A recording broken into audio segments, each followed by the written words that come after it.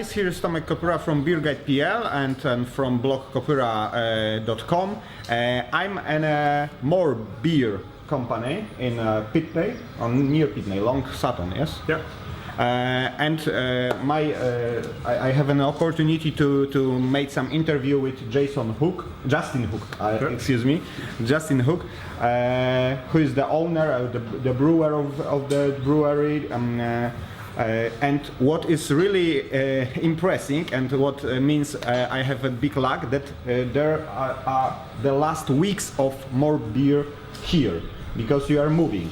That's correct. Yeah. So we've been here for a few years, and as you can see, looking around the place, we've completely outgrown it. So we're moving someplace. We're moving into central Bristol, which is a much bigger facility. So we're putting in a lot more equipment.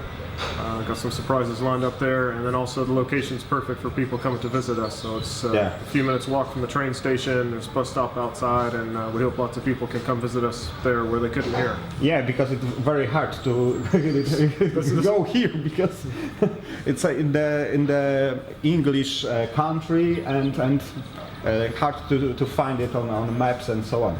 So you started the brewery in which year? Started 2007. And Pavel said me that you are not British, you are from Canada, yes? No, well actually originally from America, but I've got dual nationality, so half American, half British. Okay. So I'll try to combine that with the beers.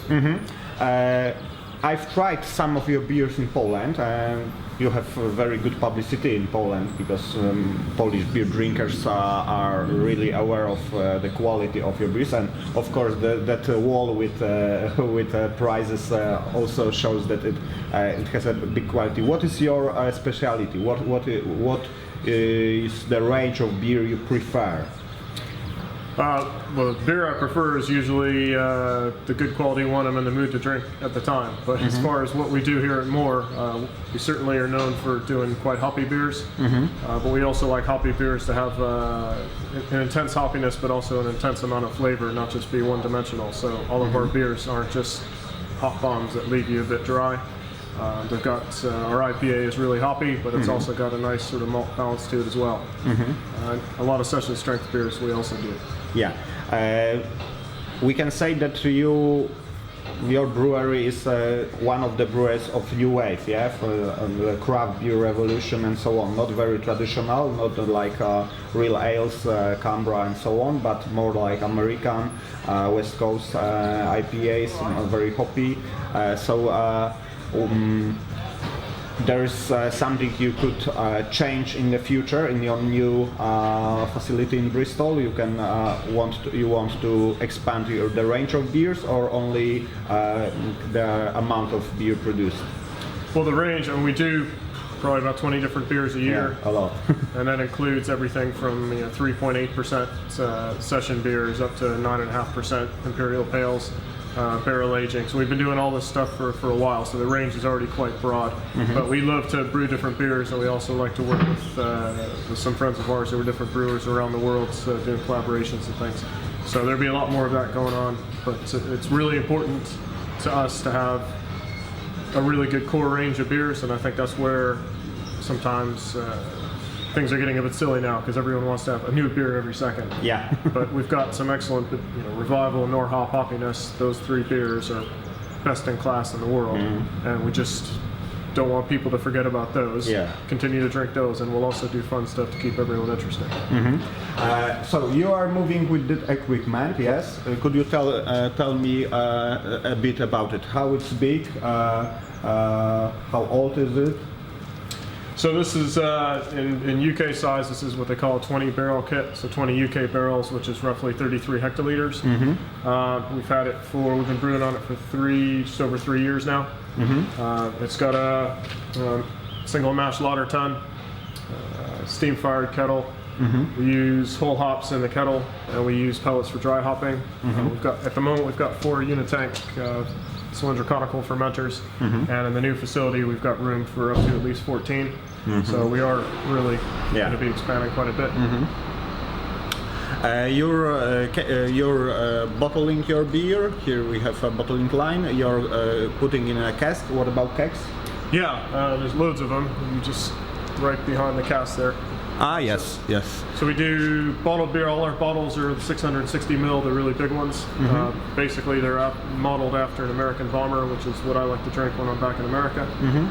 We do cask conditioned beer. Is one of the reasons I moved to the UK, is I love cask beer, but also some beer styles are better in keg. So we do keg conditioned beer as well. But all the beer that we do, we don't brew a separate batch for cask or keg or bottle. It's all the exact same beer. It's all naturally conditioned in the keg. So it's meant to have, it's also all unfined. So it's meant to have a little bit of yeast left in suspension and also a lot of hop oil. So it should have a bit of a haze to it.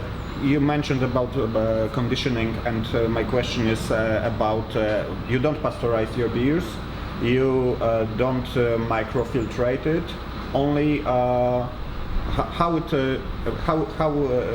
is the shelf life of your beers in bottles? It's about 1 year? We give the shelf life. It really depends on the beer. So some beers actually improve with age, like our old ale and our barrel aged beer, and go for a number of years. Some beers you are only ever going to get worse every single day. Very hoppy ones. Yeah, exactly. The hop profile diminishes, but because of the way in which we do it, our shelf life we believe is longer than most. So for our standard beers, we usually put 1 year on them. That doesn't mean it's bad at 1 year and a day, and that doesn't mean it's best at 1 year. Sometimes it's best at the beginning, sometimes it's better later on. Some of the stronger beers will give them 2 years. So what is the secret of so long shelf life? Cleanness, yes, sterile conditions and so on, yes? Yeah, it's just, we're absolutely, as most, or every brewery should be, is really anal about cleanliness, which in this environment is very difficult. It'll be a lot easier in the new environment. So that's one major thing, but also from a quality perspective, as we've gotten more mature as a brewery, we've tried to implement a lot more quality systems and put a little bit of a lab in. So basic things like cell counting, viability, we do a lot of testing. Every single batch of beer we do a lot of different testing on to check the attenuation limits and whatnot to make sure that our carbonation levels are right, our yeast levels are right, and we think that keeps the beer in much better condition. Yeah, great. So at the end, could you tell us what will be the address in Bristol? Yeah, so we're moving to a place called Days Road, which is a short walk from Temple Mead Station. It's on the corner of Days Road and Kingsland Road. Great. Thank you for the interview. It was really interesting, and I'm really pleased that we can that I have that opportunity to visit this place, and I hope in a few years I can visit your brewery in Bristol. Definitely, come back and visit us. Thanks. Thanks for coming.